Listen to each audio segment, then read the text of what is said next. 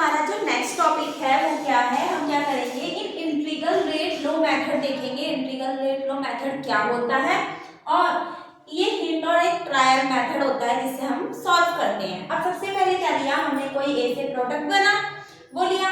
अब जो हमारा डाटा गिवन है क्वेश्चन करने के लिए, जो टाइम है वो t1 है, t2 है, t3 है और t4 है। और जो हमारा एट टाइम टी टाइम पर है a1, a2, a3 और a4 है। हमें इस रिएक्शन का मतलब ये जो भी हमारे को दे रखा है हमें इसका ऑर्डर फाइंड करना है। अब इसका ऑर्डर फाइंड करने के लिए हम सबसे पहले क्या कंसीडर करेंगे, अज्यूम करेंगे।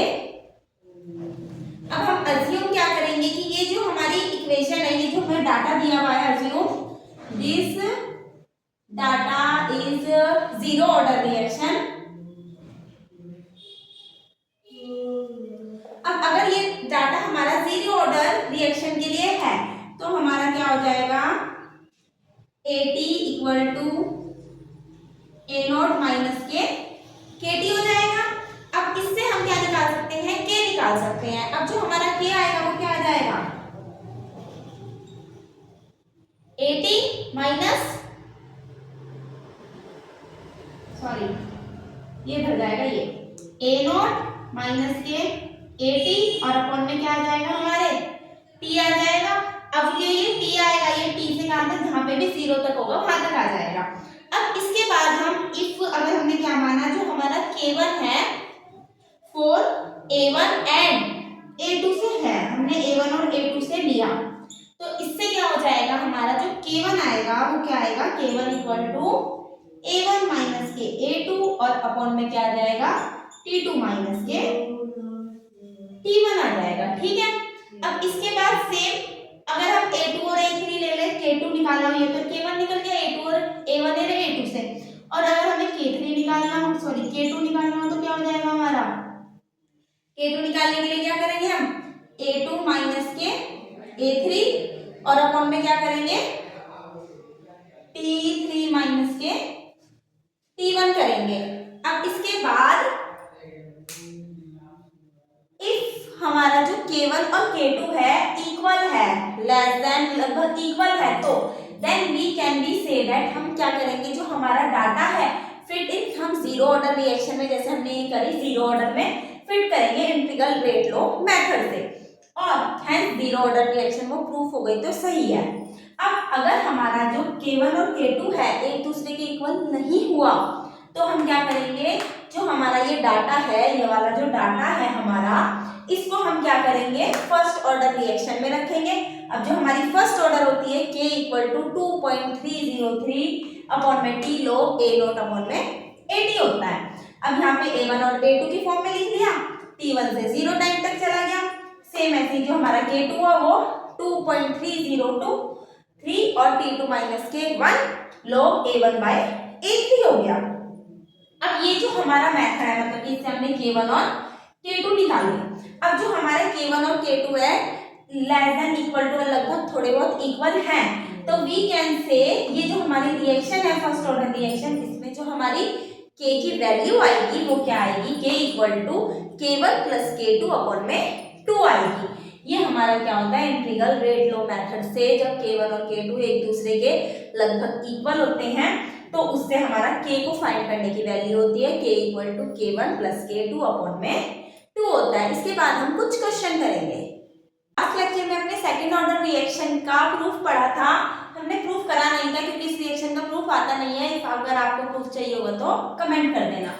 अब क्या होता है, जो हमारा सेकंड ऑर्डर रिएक्शन होती है K इक्वल टू 2.303 अपॉन में T A minus B log B bracket में A माइनस एक्स अपॉन में A B माइनस एक्स होता है। अगर हमारा ये हो जाता है लेस देन इक्वल टू होता है तो लगभग फर्स्ट ऑर्डर जैसे ये आ जाती है। अब हमें इस रिएक्शन के एग्जांपल देखने हैं। जब हम किसका एस्टर की रिएक्शन बेस के साथ कराते हैं, NaOH के साथ कराते हैं, तो हमारा क्या बन जाता है, ये यहाँ से निकल जाता है और सोडियम एसीटेट बन जाता है और इथेनॉल बाय प्रोडक्ट निकल जाता है। ये जो एग्जांपल है ये हमारा सेकंड ऑर्डर रिएक्शन का एग्जांपल है।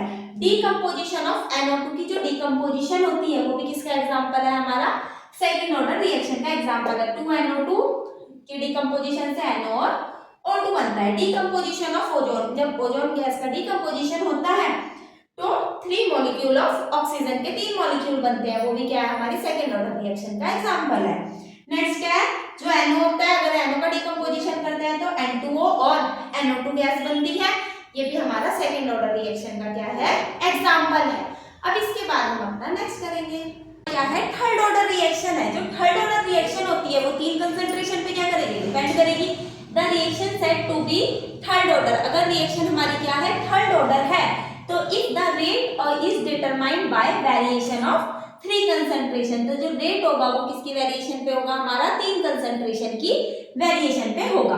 अब 3A से प्रोडक्ट बना, A B C सेम वही है, प्रोडक्ट बना लो, या 3A से बना लो। अब dx रेट क्या होगा, dx अपॉन में dt के a माइनस एक्स की पावर 3, क्योंकि यहाँ पे 3 है इसलिए। अब जो इसका और मतलब कि इस रिएक्शन का प्रूफ आएगा k इक्वल टू 1 अपॉन में 2t, x ब्रैकेट में 2a माइनस एक्स अपॉन में 2a का स्क्वायर ब्रैकेट में a माइनस एक्स का स्क्वायर आता है। ये थर्ड ऑर्डर रिएक्शन का क्या है प्रूफ है। क्वेश्चन आ जाता है 1-2, इसलिए हम इसका फॉर्मूला ही याद रखेंगे। हाँ, और थर्ड ऑर्डर रिएक्शन का जो हाफ लाइफ टाइम होता है वो क्या होता है 3 अपॉन में 2a square multiply x, 3 upon में 2a स्क्वायर मल्टीप्लाई k होता है। अब इसके बाद जो हमारी थर्ड ऑर्डर रिएक्शन होती है उसके जो एग्जाम्पल होते हैं वो क्या होते हैं, जो NO2 गैस होती है उसकी रिएक्शन जब ऑक्सीजन के साथ की जाती है तो N2O गैस बनती है, ये थर्ड ऑर्डर रिएक्शन का एग्जाम्पल है। NO की रिएक्शन जब क्लोरीन के साथ कराई जाती है तो NOCl बनता है, ये भी थर्ड ऑर्डर रिएक्शन का एग्जाम्पल है। आयरन की रिएक्शन जब हम आयोडीन के साथ कराते हैं तो फेरस आयोडाइड बनता है, FeI3 बनता है, ये भी थर्ड ऑर्डर रिएक्शन का एग्जाम्पल है। FeCl3 की रिएक्शन जब हम SnCl2 के साथ कराते हैं, फेरस क्लोराइड की स्कैंडियम क्लोराइड के साथ कराते हैं तो SnCl4 बनता है और FeCl4 निकलता है, ये भी किसका एग्जाम्पल है, हमारा थर्ड ऑर्डर रिएक्शन का एग्जाम्पल है। देखो 3 दिख रहे हैं ना, इसीलिए कंसंट्रेशन 3 है उनकी। NO और Br2 की रिएक्शन करवाते हैं तो 2NO Br बनता है, ये भी किसका एग्जाम्पल है, हमारा थर्ड ऑर्डर रिएक्शन का एग्जाम्पल है। अब इसके बाद हम अपना नेक्स्ट करेंगे।